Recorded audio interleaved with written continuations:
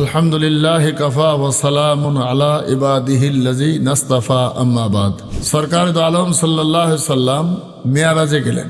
যাওয়ার পরে সবথেকে বেশি কষ্ট পেয়েছিলেন যে মায়েদের গর্ভ থেকে নবী পৃথিবীতে আসলো, যে মায়েদের গর্ভ থেকে পীর ওলিরা জন্মালেন, আলেমে হাক্কানিরা, আরেফে রব্বানি জন্মালেন, সেই মায়ের জাত অর্থাৎ নারীরা খুব বেশি বেশি জাহান্নামে।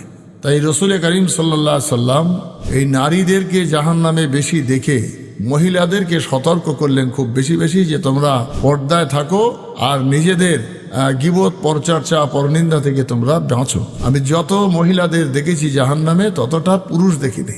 এটা হলো রসুল্লাহর একটা সচক্ষে দেখে এসে মায়ের জাতিদেরকে সতর্ক করলেন। তাই আমি আমার এই ভিডিওয়ে সমস্ত মা বোনেদেরকে পর্দানসীন হয়ে শরিয়াত সম্মত জীবনযাপন করে গীবত, পরচর্চা থেকে এবং পরের প্রতি হিংসামূলক ভাবনা থেকে হৃদয়কে মুক্ত রেখে জাহান্নাম থেকে বাঁচার জন্য রসুলের সেই কথাটা আমি আপনাদের কাছে শুনিয়ে আবেদন রাখলাম। মহতারাম, আল্লাহ রাব্বুল আলামিনের দরবারে রসুল করিম সাল্লাল্লাহু আলাইহি সাল্লাম যখন গেলেন, আল্লাহ তাআলার কাছে অনেক কিছু চাইতে পারতেন। আল্লাহ অনেক কিছু রসুলের জন্য অফার দিয়েছিলেন, কিন্তু বিশ্ব নবী কি চেয়েছিলেন? সরকার দু আলম সাল্লাল্লাহু আলাইহি সাল্লাম বলেছিলেন, আত্তাহিয়াতু লিল্লাহি ওয়াস সালাওয়াতু ওয়াত তাইয়্যিবাতু। আল্লাহ রাব্বুল আলামিন বললেন, আসসালামু আলাইকা আইয়ুহান নবী।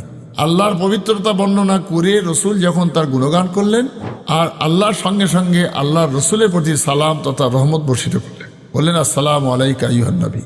বিশ্বনবী সেখানেও আমাদেরকে না ভুলে আমাদেরকে নাজাতি করার জন্য, আমাদেরকে জান্নাতি করার জন্য, আমাদের ভালোটা চেয়ে বলেছিলেন, আয় আমার আল্লাহ, আমার উম্মতদের প্রতি আপনি একটু রহমত বর্ষিত করুন। তখন মহান আল্লাহ বলেছিলেন, ওয়া আলা ইবাদিল্লাহিস সলিহিন।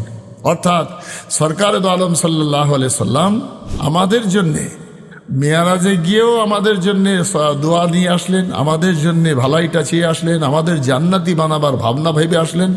এবং শুধু তাই নয়, 63 বছরের জীবনের পর বিশ্বনবী দো জাহানের বাদশাহ মাজারে আকদাসে অর্থাৎ সবুজ গম্বুজের নিচে মসজিদে নওয়াবিতে শুয়ে পড়েও হুজুর বলছেন, ইয়া হাবলি উম্মতি, ইয়া হাবলি উম্মতি।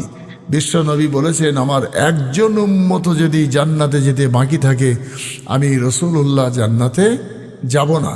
সেই জন্যে আমরা প্রকৃত একজন উম্মতে মোহাম্মদী যদি হতে পারি, ইমানটুকু নিয়ে যদি কবর থেকে যেতে পারি, তাহলে নিঃসন্দেহে রসুল আকরাম সাল্লাল্লাহু আলাইহি ওয়াসাল্লাম আমাদেরকে সুপারিশ করে জান্নাতে ঢুকিয়ে দিয়ে তারপরে হুজুর যাবেন।